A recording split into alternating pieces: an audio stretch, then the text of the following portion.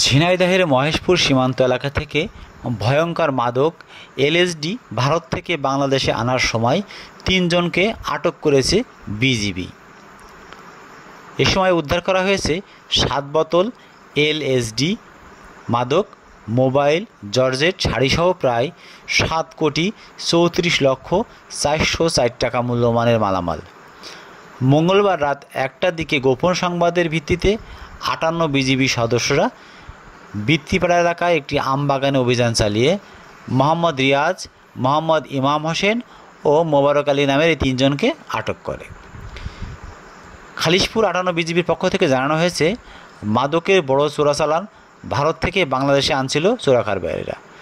কুসুমপুর বিওপির নায়েক সুবেদার আব্দুস সালামের নেতৃত্বে একটি দল তাদের আটক করে। এ ব্যাপারে মহেশপুর থানায় একটি মামলা হয়েছে। বিজিবির পক্ষ থেকে জানানো হয়েছে, চোরাকারবারিরা এই এলাকা দিয়ে ভয়ঙ্কর নেশা এলএসডি মাদক আনা নেওয়া করত।